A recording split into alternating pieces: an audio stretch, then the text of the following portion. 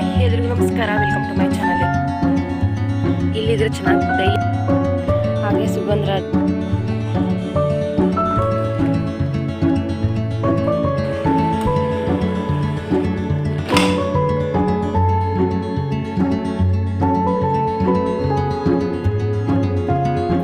Hi ಎಲ್ರಿಗೂ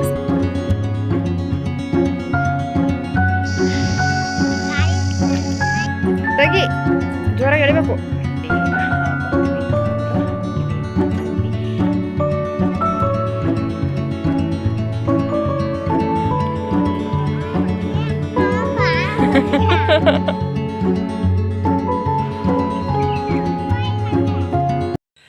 hi ಎಲ್ರಿಗೂ ನಮಸ್ಕಾರ, ವೆಲ್ಕಮ್ ಟು ಮೈ ಚಾನಲ್. ಎಲ್ಲರೂ ಹೇಗಿದ್ದೀರಾ? ಎಲ್ಲರಿಗೂ ಹೊಸ ವ್ಲಾಗ್ಗೆ ವೆಲ್ಕಮ್ ಮಾಡ್ತಾ ಇವತ್ತಿನ ಪುಟಾಣಿ ವ್ಲಾಗನ್ನು ಸ್ಟಾರ್ಟ್ ಮಾಡ್ತಾ ಇದ್ದೀನಿ. ಈ ವ್ಲಾಗ್ ನಿಮಗೆ ಇಷ್ಟ ಆದರೆ ಲೈಕ್ ಮಾಡಿ, ಶೇರ್ ಮಾಡಿ.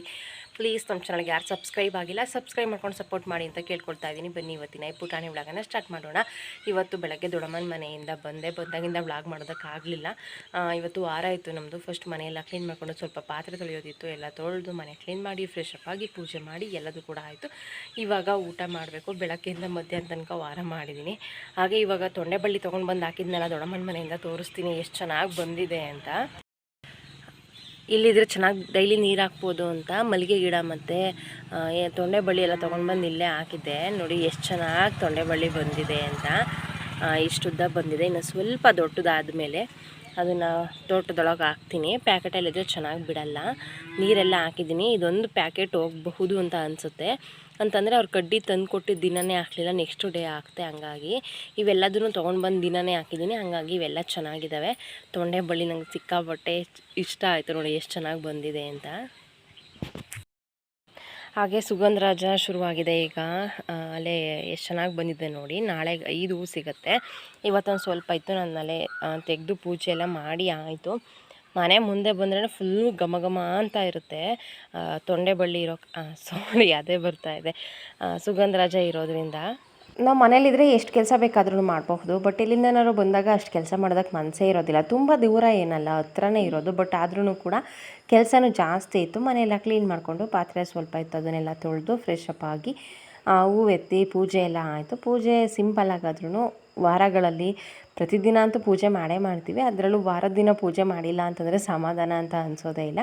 ಸಿಂಪಲ್ಲಾಗಿ ಪೂಜೆ ಎಲ್ಲ ಆಯಿತು. ಇವಾಗ ಮಧ್ಯಾಹ್ನದ ಊಟಕ್ಕೆ ನಾನಿಲ್ಲಿ ಹೀರೆಕಾಯಿ ತೊಗರಿಬೇಳೆ ಹಾಕಿ ಸಾಂಬಾರು ಮಾಡಿ ರೈಸ್ ಮಾಡಿ ಕಾಳು ಮಾಡಿದ್ದೆ. ಅಂದರೆ ಬೇರೆ ಕಾಳುಗಳನ್ನೆಲ್ಲ ಮಿಕ್ಸ್ ಹಾಕಿ ಮಾಡಿದರೆ ಟೇಸ್ಟ್ ಇನ್ನೂ ಚೆನ್ನಾಗಿರುತ್ತೆ, ಆರೋಗ್ಯಕ್ಕೆ ಇನ್ನೂ ಒಳ್ಳೆಯದು. ಬಟ್ ಕಾಳುಗಳು ಯಾವುದೂ ನೆನೆ ಹಾಕಿರಲಿಲ್ಲ. ಹಾಗಾಗಿ ಇಷ್ಟೇ ಮಾಡ್ತಾಯಿದ್ದೀನಿ. ಸಿಂಪಲಾಗಿ ಮಾಡಿದ್ರು ಟೇಸ್ಟ್ ಮಾತ್ರ ತುಂಬ ಚೆನ್ನಾಗಿರುತ್ತೆ. ಸಾಂಬಾರು ಮಾಡೋ ಪಾತ್ರೆಗೆ ಒಗ್ಗರಣೆ ಮಾಡಿಕೊಂಡು ಹೀರೆಕಾಯಿ ತೊಗರಿಬೇಳೆನ ಬೇಯಿಸಿಟ್ಕೊಂಡಿದ್ದೆ, ಅದ್ರ ರಸ ಹಾಕಿ ಇವಾಗ ಮಸಾಲೆ ರುಬ್ಬಿ ಹಾಕ್ಕೊಳ್ಳೋದು.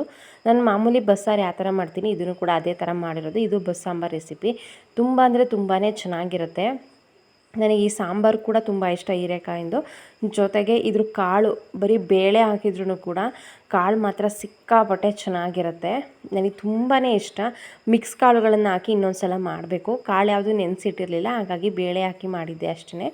ಇವಾಗ ಆ ಕಾಳುಗಳಿಗೆ ಇವಾಗ ಏನು ಬೇಯಿಸಿದ್ವಲ್ಲ ಅದಕ್ಕೆ ಒಗ್ಗರಣೆ ಕೊಟ್ಕೊಳ್ಳೋದು ಅಷ್ಟೇ. ಬಾಣಲೆಗೆ ಎಣ್ಣೆ, ಸಾಸಿವೆ, ಜೀರಿಗೆ, ಈರುಳ್ಳಿ, ಒಣಮೆಣಸಿನ್ಕಾಯಿ, ಕರಿಬೇವಿನ ಸೊಪ್ಪು ಹಾಕ್ಕೊಂಡು ಒಗ್ಗರಣೆ ಮಾಡ್ಕೊಳ್ಳೋದು. ಸ್ವಲ್ಪ ಹಸಿ ಕಾಯಿ ತುರಿ, ಬೇಯಿಸಿಟ್ಟಿರುವಂತಹ ಕಾಳು ಮತ್ತು ಅದೇನು ಹೀರೆಕಾಯಿ ಇತ್ತಲ್ಲ ಅದನ್ನು ಹಾಕ್ಕೊಳ್ಳೋದು. ಚೆನ್ನಾಗಿ ಮಿಕ್ಸ್ ಮಾಡ್ಕೊಳ್ಳೋದು. ಸ್ವಲ್ಪ ಮೆತ್ತಗೆ ಅಂತ ಅನ್ನಿಸ್ಬಹುದು, ಆದರೂ ಕೂಡ ಟೇಸ್ಟ್ ಮಾತ್ರ ತುಂಬಾ ಚೆನ್ನಾಗಿತ್ತು. ಹಾಯ್ ಎಲ್ರಿಗೂ ನಮಸ್ಕಾರ, ವೆಲ್ಕಮ್ ಟು ಮೈ ಚಾನಲ್. ಎಲ್ಲರೂ ಹೇಗಿದ್ದೀರಾ? ಎಲ್ಲರಿಗೂ ಹೊಸ ವ್ಲಾಗ್ಗೆ ವೆಲ್ಕಮ್ ಮಾಡ್ತಾ ಇದ್ದೀನಿ. ನೆನ್ನೆ ವ್ಲಾಗ್ದೆ ಕಂಟಿನ್ಯೂಷನು ವ್ಲಾಗ್ ಆಗಿರುತ್ತೆ ಇದು. ನೆನ್ನೆ ವ್ಲಾಗ್ ಮುಗಿಸೋದಕ್ಕಾಗಲಿಲ್ಲ. ಇವಾಗ ಬೆಳಗ್ಗೆನೇ ಎದ್ದು ದಾಳಿಂಬೆ ತೋಟಕ್ಕೆ ಬಂದಿದ್ವಿ. ಸಿಕ್ಕಾಪಟ್ಟೆ ಬಿಸಿಲಿದೆ, ನೀವು ನೋಡ್ಬೋದು. ನನ್ನ ಮುಖದಲ್ಲಿ ಆಲ್ರೆಡಿ ನೀರು ಬರ್ತಾಯಿದೆ, ಬೆವರು ಬರ್ತಾಯಿದೆ, ಅಷ್ಟು ಬಿಸಿಲಿದೆ ಇವತ್ತು. ಇನ್ನೂ ಟೈಮ್ 9 ಗಂಟೆ, 7:15ಗೆ ಬಂದಿದ್ವಿ. ಸ್ವಲ್ಪ ದಾರ ಕಟ್ಟೋದಿತ್ತು. ಅಂದರೆ ದಾರ ಕಟ್ಸಿದ್ವಿ, ಅವ್ರು ನೀಟಾಗಿ ಕಟ್ಟಿಲ್ಲ. ಒಂದೊಂದು ಹತ್ರ ಫುಲ್ ಲೂಸಾಗಿ ಕಟ್ಟಿದ್ದಾರೆ, ಒಂದೊಂದು ಹತ್ರ ದಾರನೇ ಕಟ್ಟಿಲ್ಲ. ಅದನ್ನ ಇವಾಗ ಏನೇನು ಉಳ್ಕೊಂಡಿದ್ದೆ ಅದನ್ನು ನಾವು ಕಟ್ತಾಯಿದ್ವಿ.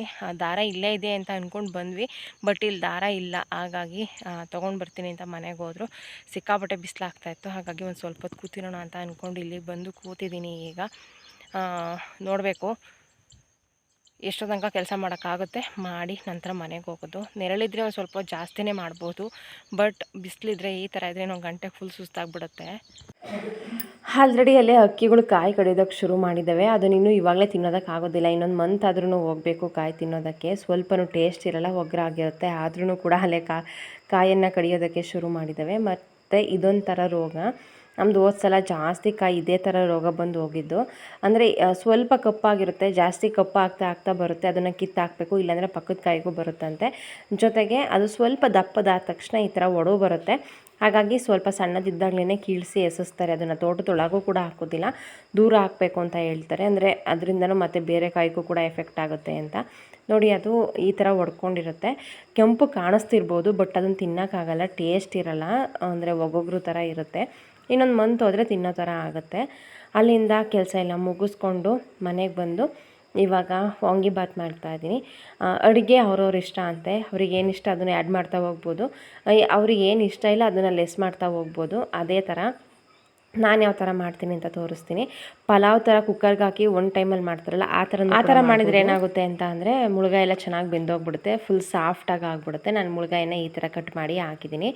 ಈರುಳ್ಳಿ ಎಲ್ಲ ಚೆನ್ನಾಗಿ ಒಗ್ಗರಣೆಲಿ ಫ್ರೈ ಆಗಿ ಆದಮೇಲೆ ಅದಕ್ಕೆ ಇವಾಗ ಮುಳುಗಾಯಿನ ಹಾಕ್ಕೊಂಡು ಚೆನ್ನಾಗಿ ಮಿಕ್ಸ್ ಮಾಡಿಕೊಂಡು ಫ್ರೈ ಮಾಡ್ಕೊಳ್ಳೋದು.